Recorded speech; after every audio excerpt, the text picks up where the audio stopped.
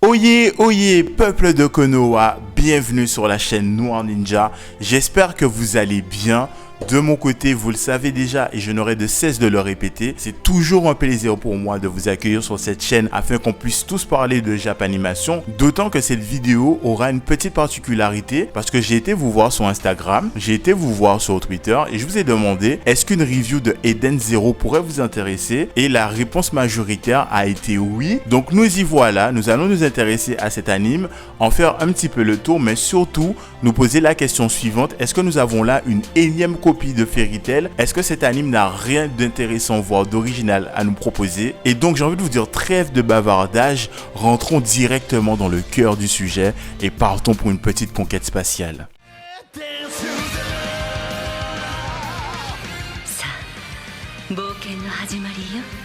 Alors, une fois n'est pas coutume, on va s'intéresser au contexte, mais il faut que je vous dise, je me sens tellement soulagé. Pourquoi? Parce que le contexte est à la fois simple et sans prise de tête, que maintenant, au moment de l'enregistrement, je n'ai pas à me lancer dans des explications tortueuses pour que ce soit à la fois concis et compréhensible. Non, on va littéralement évoluer dans un nouvel univers où on va passer à autre chose et découvrir une planète du nom de Grande Belle qui aura pour particularité d'avoir pour population uniquement des machines, à l'exception près de notre héros principal, j'ai nommé Shiki. Donc on va découvrir un jeune garçon qui n'aura pour seul cercle social et seul socle social des machines, jusqu'à ce que quelques années plus tard, il fasse la rencontre d'une visiteuse du nom de Rebecca, qui est accompagnée d'un chat bleu très célèbre, j'ai nommé Happy, qui très certainement a déserté Fairy Tail parce qu'il n'était pas assez bien payé. Elle a essayé de voir si l'herbe était plus verte ailleurs. Rendez-moi mon fric.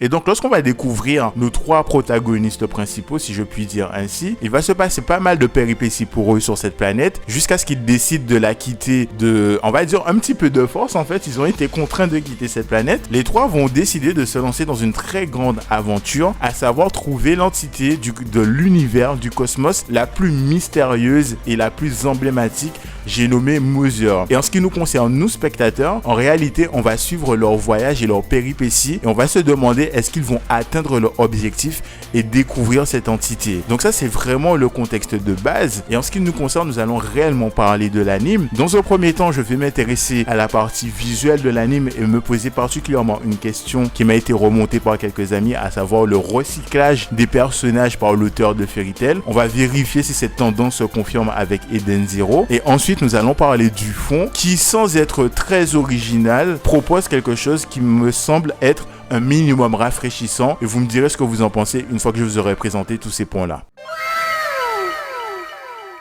Du coup, nous allons revenir sur des propos que j'ai tenus en début de vidéo, parce que en effet, je vous disais que j'ai des amis qui vont avoir du mal à se mettre à Eden Zero. Pourquoi? Ils reprochent à l'auteur en fait de réutiliser des chara-design qu'il avait déjà dans ses œuvres précédentes. Si on s'arrête un petit peu sur le cas de Fairy Tail, de ce qu'il me disait, on va trouver des personnages dans Fairy Tail qui étaient déjà présents dans ses œuvres précédentes, tout comme on va trouver des personnages de Fairy Tail dans des œuvres qui ont suivi. Maintenant, si on s'arrête spécifiquement sur le cas de Eden Zero, est-ce que c'est totalement vrai? À ça, j'ai envie de répondre oui, non, mais pas trop. Alors, je vais décomposer ma réponse. Oui, pourquoi? On va trouver des personnages comme Happy dans Eden Zero qui était déjà présent dans Fairy Tail. On a un personnage qui nous est introduit du nom de Erzi Crimson, qui est très clairement Erza Scarlet de Fairy Tail. Et surtout, nous avons les protagonistes principaux qui, pour moi, en fait, sont inspirés de personnages de Fairy Tail, et ce n'est que mon appréciation personnelle, et je pense que beaucoup seront d'accord, mais genre, Shiki, il me fait penser à un doux mélange entre Natsu et Gajil. Et très clairement, dans le cas de Rebecca, elle est très sérieusement inspirée de Lushi, tu vois. Mais à côté de cela, en fait, nous avons aussi de nouveaux personnages qui vont ramener de nouveaux chara-design qui, pour le coup, fonctionnent très bien sur moi. Et à cela, je pense à deux exemples concrets, Sister et Valkyrie, qui accompagnent nos protagonistes principaux dans leur aventure. Et très franchement, moi, je valide complètement. Et à cela, en fait, petit à petit, on va avoir un lore de personnages qui va venir s'ajouter et amener leurs nouveautés en termes de chara-design qui me font me me dire en fait, ce sont juste des petites références qui font plaisir à ceux qui ont aimé Fairy Tail. Même si par instant, on va avoir énormément d'easter eggs concrets avec des apparitions de personnages de Fairy Tail on va dire en background, en second plan. Donc je pense notamment à Lushi, Revi et Natsu. Mais très souvent, c'est fait un petit peu dans le ton de la moquerie, comme si en fait Eden Zero venait se moquer de son grand frère en disant que moi j'aurais des choses à proposer qui seront peut-être meilleures que celles que Fairy Tail. Et donc je me dis en fait c'est pas un élément si bloquant que ça, surtout si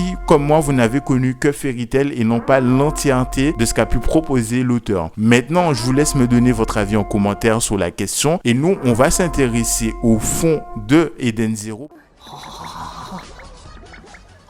Alors, comme je vous le disais en introduction de cette vidéo, en ce qui concerne le fond de Eden Zero, il n'est pas particulièrement original. Par contre, à mon sens et à titre personnel, je trouve qu'il est un minimum rafraîchissant. Pourquoi je vous dis cela? Quand j'y pense et j'y réfléchis, là comme ça, il n'y a pas de shonen qui me viennent en tête dont l'intrigue se déroule principalement dans l'espace. Alors, on va avoir quelques exceptions pour confirmer la règle assez particulière, comme Gurren Lagann qui est un petit mélange de genre, mecha, humoristique et shonen, dont une grosse partie de l'intrigue se passe dans l'espace, mais à y regarder de plus près, en dehors des space opéra, il n'y a pas grand chose qui se passe dans l'espace. Et c'est là que Eden Zero va venir se positionner avec une proposition qui, ma foi, est plutôt la bienvenue. Surtout que le premier épisode est un appel à l'aventure qui fonctionne plutôt bien. Parce que quand on débute le premier épisode, qu'est-ce qui se passe? On va découvrir Shiki avec deux machines en train de regarder le ciel. Et là, il y a quelque chose qui va fondre ces derniers. Et Shiki va se demander est-ce que c'est une comète, est-ce que c'est une étoile filante. Et là, l'une des machines va lui dire, à savoir le grand roi démon, c'est peut-être un dragon. Tu le vois aussi petit parce que par rapport à sa position, la nôtre, il y a une très grosse distance qui nous sépare. Mais sache que les dragons sont des êtres colossaux. Et là, on va basculer rapidement à la fin de l'épisode 1, lorsque nos protagonistes vont partir vers l'espace. Et là, qu'est-ce qu'on voit? Peut-être le dragon de la scène d'introduction, mais qui est genre immense, comme l'avait dit le grand roi démon. Sauf que là, on va le voir devenir de plus en plus petit, jusqu'à n'être qu'une petite étincelle du style la Team Rocket s'envole vers d'autres cieux. Et là, qu'est-ce qu'on voit? On découvre l'entité Cosmos, et on peut littéralement dire, dans toute sa splendeur, mais surtout dans toute sa grandeur, parce que à côté d'elle, le dragon paraît minuscule. Et quand j'ai vu ça, je me suis dit, ah ouais, là, l'anime peut essayer de m'embarquer quelque part. J'ai envie de le suivre pour savoir qu'est-ce qui va se passer pour nos héros.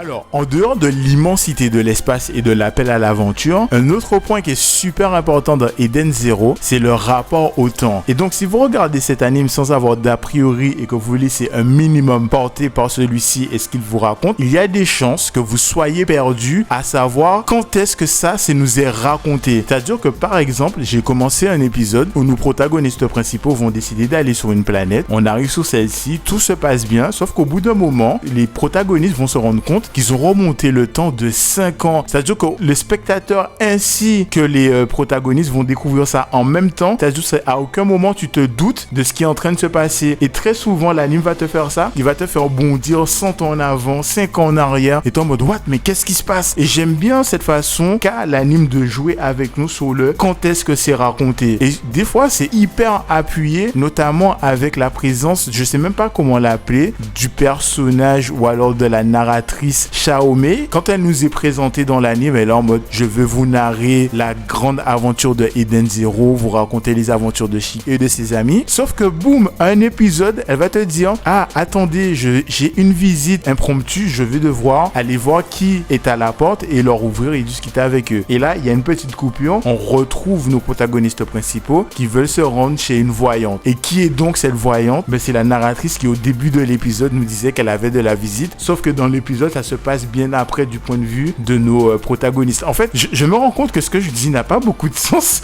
Je sais pas si je me suis bien fait comprendre en vrai, mais c'est vraiment pour vous montrer qu'il y a une espèce de distorsion du temps dans Eden Zero qui est franchement, elle peut être troublante pour peu qu'on se laisse porter. Donc, je vais refermer la parenthèse sur le temps et vous parler par contre des petits bémols que j'ai vus et ressentis durant mon visionnage. L'un des plus flagrants, c'est l'animation. C'est le minimum syndical de ce qu'on peut attendre d'un anime en 2021. Alors, ça reste visuellement correct, ça reste visuellement compréhensible, mais je me serais attendu à quelque chose peut-être d'un peu plus punchy pour vraiment mettre en évidence les pouvoirs de certains personnages. Surtout que le pouvoir de Shiki, c'est la pesanteur. Ça peut donner lieu à des scènes assez intéressantes, surtout en zone urbaine. Et un autre point que j'ai trouvé un peu dommage, en tout cas en anime, je sais pas qu'est-ce qu'il en est en scan, c'est que en fait, on ressent pas assez souvent l'immensité de l'espace.